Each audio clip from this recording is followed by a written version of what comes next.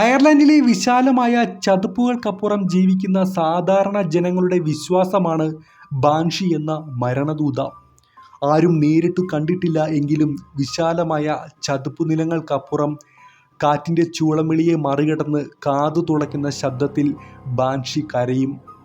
ഈ ശബ്ദം കേൾക്കുമ്പോൾ ഐറിഷ് ഗ്രാമീണർ പറയും, ആരെയോ മരണം തേടി വരുന്നു, ബാൻഷി പാടുന്നത് കേട്ടില്ലേ എന്ന്. ഐറിഷ് കഥകളിലെ ബാൻഷിക്ക് വൃദ്ധയുടെ രൂപമാണ്, പക്ഷേ ആരും നേരിട്ട് കണ്ടിട്ടുമില്ല അവരെ.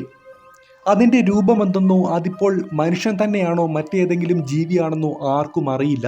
പക്ഷേ എങ്കിലും അവർ ആ ശബ്ദത്തെ ഭയക്കുന്നുണ്ട്. അതിന് കാരണങ്ങളുമുണ്ട്. ബാൻഷി എങ്ങനെ അയർലൻഡിലെ മരണഗീതമായി മാറുന്നു? ആരും നേരിട്ട് കണ്ടിട്ടില്ലാത്ത, കേട്ടിട്ടു മാത്രമുള്ള ആ ശബ്ദത്തെ ഒരു ജനത എന്തിന് ഭയക്കണം? 1930 ജെയിംസ് ഒബ്രോയ് തനിക്കുണ്ടായ അനുഭവം ഇപ്രകാരം പറയുന്നു. അതൊരു തണുത്ത പ്രഭാതമായിരുന്നു.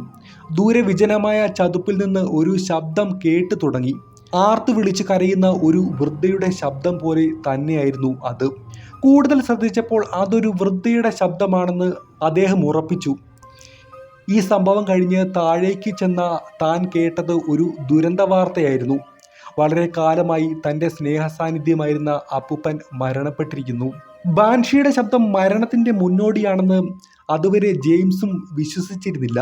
എന്നാൽ ആ സംഭവത്തിന് ശേഷം അദ്ദേഹത്തിനും ഉറപ്പായി, ബാൻഷി, അതെ, അവർ ഒരു മരണദൂതയാണ്. ഈ കഥ നമ്മൾ പൂർണ്ണമായി വിശ്വസിക്കേണ്ടതുണ്ടോ?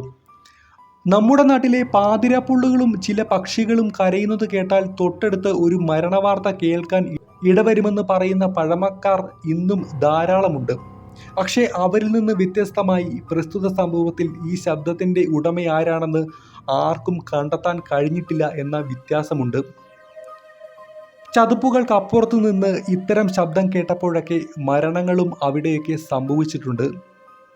ഓരോ സമയത്തും മരണവാർത്തകൾ കേൾക്കേണ്ടി വന്നു ഇവിടുത്തെ ഗ്രാമവാസികൾക്ക്. ഒട്ടേറെ പേരുടെ അനുഭവമാണത്. 1848 ആർലി പ്രഭു ഇപ്രകാരമുള്ള ശബ്ദങ്ങൾ തുടർച്ചയായി കേട്ടതും തുടർന്ന് അദ്ദേഹത്തിൻ്റെ ഭാര്യയ്ക്കും മക്കൾക്കും മരണം സംഭവിച്ചുമെന്നും സ്കോട്ട്ലാൻഡ് ചരിത്രകാരന്മാർ രേഖപ്പെടുത്തിയിട്ടുണ്ട്. 1888 ഉണ്ടായ മറ്റൊരു സംഭവം ഈ വിഷയത്തിൽ ആധികാരികത മുന്നോട്ട് വയ്ക്കുന്നുണ്ട്. അതായത് അവിടെ ഉണ്ടായിരുന്ന ഒരു എണ്ണക്കിണറിനപ്പുറത്ത് ഒരു വൃദ്ധയുടെ നീണ്ട കരച്ചിൽ കേട്ടതായി അവിടുത്തെ ഗ്രാമവാസികൾ പറയുന്നു. പക്ഷേ അന്നും അതിനെ പലരും ഗൗരവമായി എടുത്തിരുന്നില്ല. അതുകൊണ്ട് തന്നെ ഇത്തരം ചതുപ്പ് നിലങ്ങളിലെ ശബ്ദങ്ങളെ ചില വാതകങ്ങൾ പുറപ്പെടുവിക്കുന്ന ശബ്ദങ്ങളോ സാന്നിധ്യങ്ങളോ ഒക്കെ ആയിട്ടാണ് പലരും ശാസ്ത്രീയമായി വിശദീകരിക്കാൻ ശ്രമിക്കുന്നത്. പക്ഷേ ശബ്ദം ഒരുപക്ഷെ അങ്ങനെയായിരിക്കാം. എന്നാൽ ഈ ശബ്ദം വരുമ്പോഴൊക്കെ അവിടെ എങ്ങനെ മരണം സംഭവിക്കുന്നു എന്നത് ആശ്ചര്യകരമായ ഒരു കാര്യം തന്നെയാണ്. മാത്രമല്ല, അങ്ങനെ വായുവിലുണ്ടാകുന്ന ശബ്ദം എല്ലാവർക്കും ഒരു വൃദ്ധയുടെ ശബ്ദമായി എങ്ങനെ അനുഭവപ്പെടുന്നു എന്നതും ഒരു ചോദ്യചിഹ്നമാണ്. ഒരുപാട് ആളുകൾക്ക് ഒരേ സമയം അത്തരം ശബ്ദം അവിടെ കേൾക്കാൻ കഴിയുന്നത് എങ്ങനെ? ഒരു കുടുംബത്തിലെ മുഴുവൻ അംഗങ്ങൾക്കും അതൊരു വൃദ്ധയുടെ ശബ്ദമായി എങ്ങനെ തോന്നുന്നു? അതുകൊണ്ട് തന്നെ ഇന്നും ചുരുളഴിയാത്ത ഒരു രഹസ്യമായി തുടരുകയാണ് അയർലൻഡിലെ ബാൻഷി എന്ന വൃദ്ധയെ ചുറ്റിപ്പറ്റിയുള്ള അഭ്യൂഹങ്ങൾ. എന്താണ് ഈ വിഷയത്തെക്കുറിച്ചുള്ള നിങ്ങളുടെ അഭിപ്രായം? ഒരു കമൻറ്റായി രേഖപ്പെടുത്തുമല്ലോ. ഈ വീഡിയോ ഇഷ്ടമായെങ്കിൽ തീർച്ചയായും ചാനൽ സബ്സ്ക്രൈബ് ചെയ്യുമല്ലോ. മറ്റൊരു വീഡിയോ കാണുന്നവരെ ഗുഡ് ബൈ.